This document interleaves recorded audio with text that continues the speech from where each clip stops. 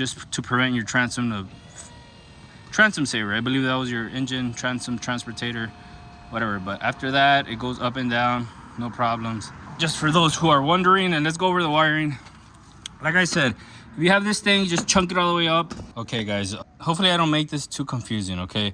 You see these two wires? This red one, red and white one, runs through the tilt and trim line all the way up. This red one runs all the way up to the switch up there. Runs all the way up to the switch, which is hooked up to the power terminal. Now this black one, the negative one, runs through the tilt and trim wiring to the switch.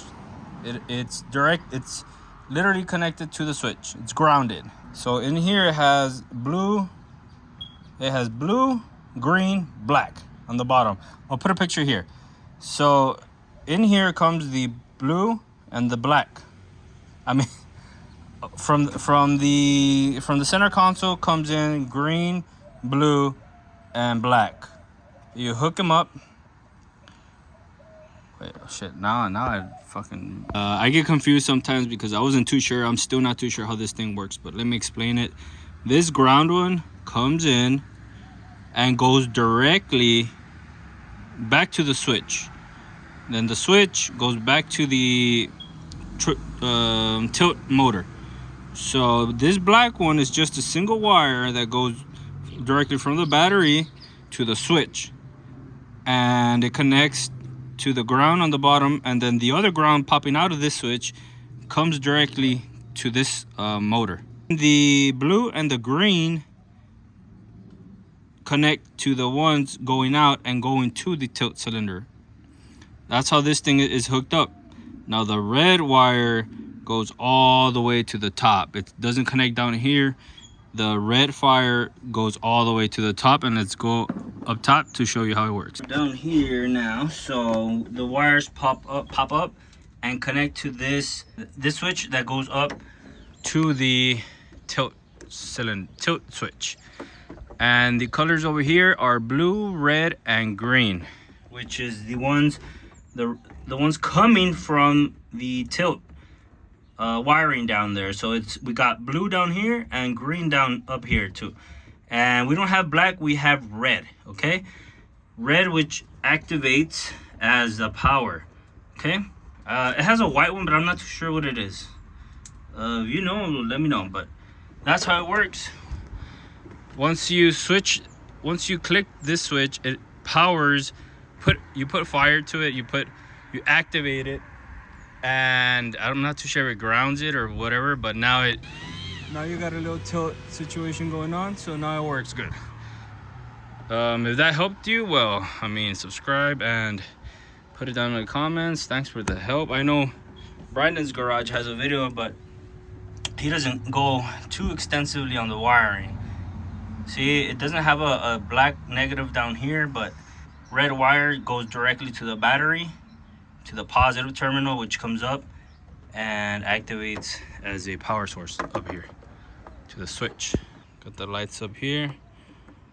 Activate all the positive right here to the switch bank, to the bank. Got some lights. I'm gonna put a video on how to install these lights. It looks really good. Put a picture right here. It looks really good at night. If you want to see that video, I'll be posting it up soon. All right, guys, I think I got a little confused back there in the video. Let me double check really quick just for clarifications. Okay, only a black wire coming from the battery coming to the switch, to the connector switch. The bottom one connects to the ground that goes back to the tilt motor, correct? Then we got the wires coming in from the tilt motor, blue, green, connecting here, and the ground goes back to the battery, correct? So the blue and the green, they go back to the top, and so does the red one. So does the red wire. It goes back to the top to the switch up top, making a full circuit. Once you click that switch, it makes a full circuit, activates the green. When you press up, it activates the blue, and when you press down, it activates the green. Okay, So the 2 wires, they go up top. Also the red one goes directly to the top. The black one just comes in and goes directly to the motor, grounded. Very simple setup, guys. I got a little mixed up back there. All right, guys, that was a 87, I believe, right? If I'm not correct, 87 or 89.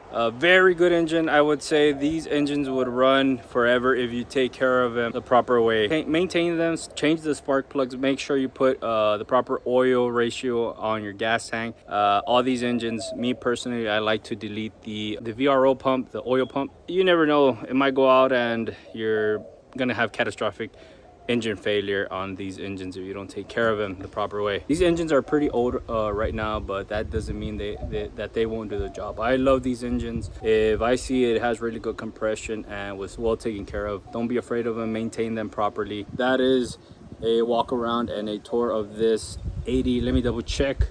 What was that? That was a walk around of the 1985 Johnson Evinrude SPL Evinrude 88. If you have any more questions, just put it down in the comments, and see you on the next one.